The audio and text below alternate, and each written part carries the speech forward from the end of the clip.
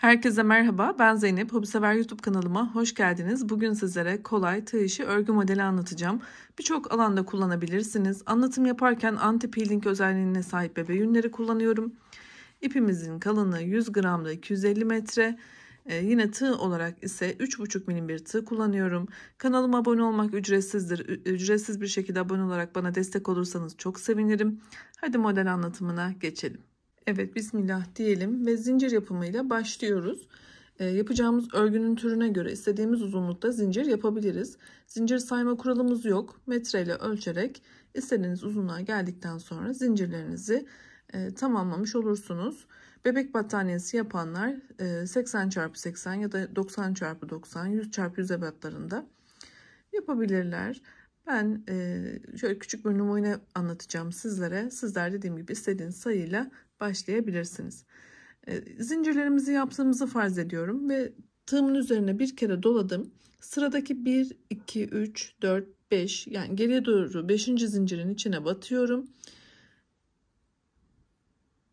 İkili trabzan yapıyorum. Yanındaki zincire batıyorum. İkili trabzan yapıyorum. Burada ikili trabzanların da sayı kuralı yok. Yine dediğim gibi zincirinizi ve trabzanınızı istediğiniz sayı ile başlayabilirsiniz. Modelde herhangi bir bozulma olmayacaktır arkadaşlar. Bu şekilde sıra sonuna kadar tüm zincirlere ikili trabzan yapalım. Videomuz fazla uzamasın. Ben de trabzanlarımı yapıp geliyorum. Evet, ben zincirimin sonuna kadar trabzanlarımı yaptım. Dediğim gibi sayı kuralı yok. Tek ya da çift sayıda olabilir. 2 tane zincir yapıyorum ve çevirdim. Desenimi yapmaya başlıyorum. Tığıma bir kere doluyorum. Başlangıçtaki ilk bu trabzanımın tepesinden bir ilmek çıkartıyorum. Ve tığımda bekleyen 3 ilmeği tek seferde çıkartıyorum. Ve yarım bir trabzan yaparak başladım. Tığıma tekrar ip doluyorum. Yine aynı ilk boşluktan bir ilmek çıkartıyorum. Tığımda 3 tane ilmek beklerken tekrar ip sarıyorum ve yanındaki trabzanın tepesinden de ilmek çıkartıyorum. Şu an tığımda bekleyen 5 tane ilmeğim var ve hepsini tek seferde çıkartıyorum. Tekrar tığıma ip sardım. Önce son boşluktan, sonra bir ilerisinden ilmek çıkartarak toplamda 5 tane ilmeğimiz olduğunda hepsini tek seferde çıkartıyoruz. Bu şekilde sıra sonuna kadar devam edelim.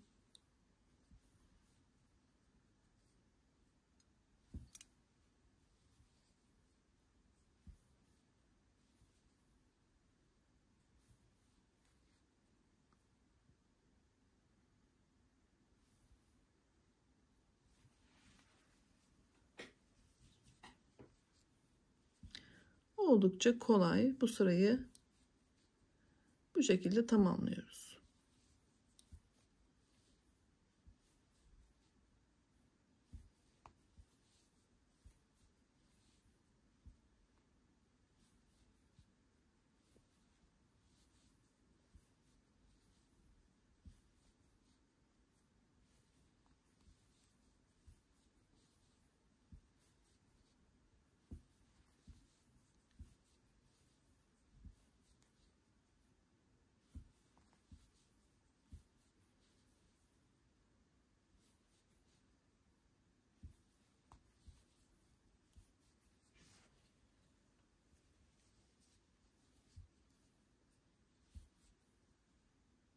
Sona kadar geldim.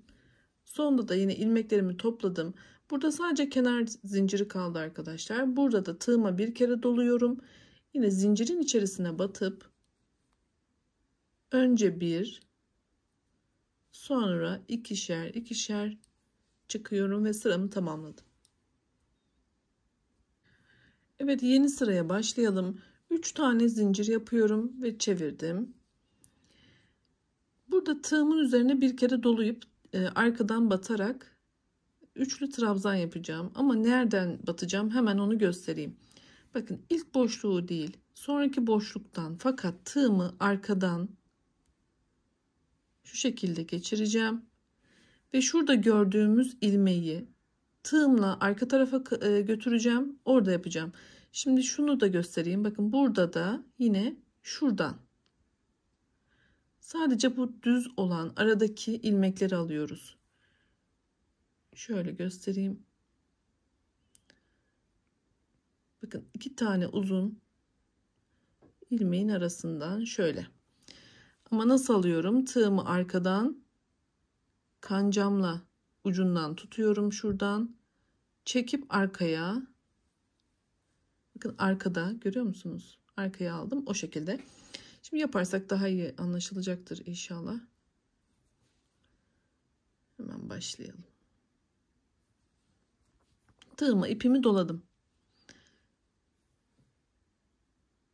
Bakın ikinciden tığımı arkaya attım.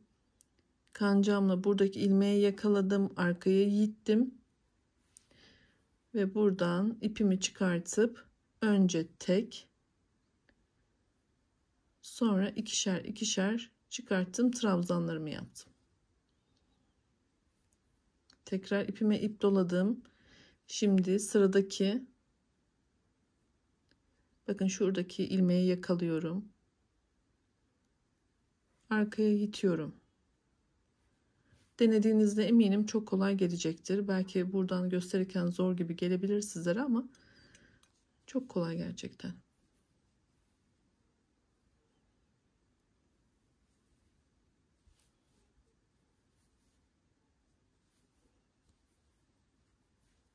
Evet. Burada da dikkat etmemiz gereken arkadaşlar. Ben şimdi bakın 1, 2, 3, 4. kenarda sayarsak 4. trabzandayım. Burada da 1, 2, 3, 4 yani eşit olmalı. Tabandaki trabzan sayımızla buradaki trabzan sayımız eşit olmalı. Şimdi burayı tamamen devam ettiriyorum.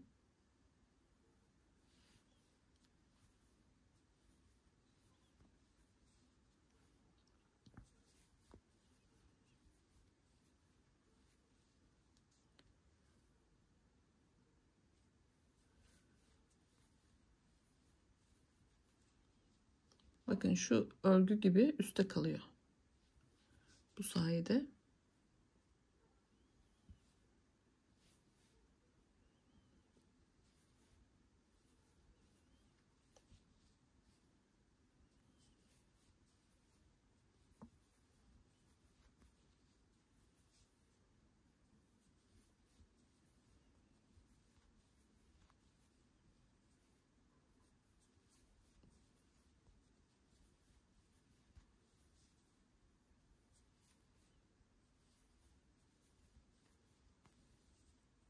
Sona kadar geldim. Sondaki ilmeği de arkadan yakaladım. Trabzanımı yaptım. Şöyle bir bakalım. Benim tabanda 14 tane trabzanım vardı. Şimdi 2, 4, 6, 8, 10, 12, 13. Sonuncuyu ise düz olarak batacağım. Şöyle tığıma doladım. Bakın şuradan kenarının muntazam durması için her iki kanadını aldım. Yine üçlü trabzanımı yapıyorum. Ve şurada tabanla eşit sayıya ulaştım. Evet, modelimiz artık kendini tekrar edecek. Şimdi şu sırayı tekrar buraya uygulayacağız. Hemen başlayalım. 2 tane zincir çevirdim. İlk boşlukta yarım trabzan. Aynı boşluktan ilmek çıkartıyorum. Yan boşluktan ilmek çıkartıyorum. Toplamda tığımda 5 ilmek. Hepsini tek seferde kapattım. Bu sırayı sona kadar bu şekilde devam ettirelim. Bir üst sırayı çıkmayı da yine göstereceğim arkadaşlar. Evet, sona kadar ilerledim.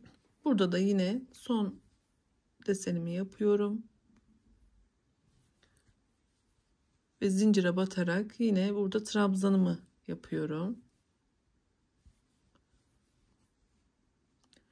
Tekrar 3 zincir çevirdim. Ve aynı şekilde desenimi tekrar ediyorum. Artık desen kendini tekrar ediyor.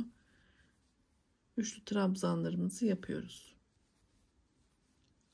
Evet, modelimiz bundan ibaret. Ben size bir de büyük bir parçada çalıştım. Şimdi dilerseniz ona da bakalım.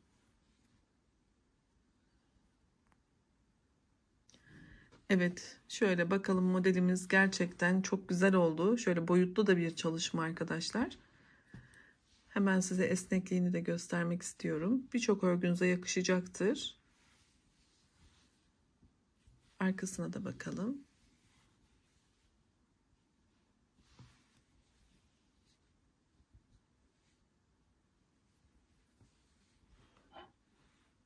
Umarım beğenmişsinizdir. Beni izlediğiniz için çok teşekkür ediyorum. Yeni videolarda görüşmek ümidiyle videomun sonundaki oynatma listelerime de göz atarsanız sevinirim. Sağlıkla kalın, hoşça kalın.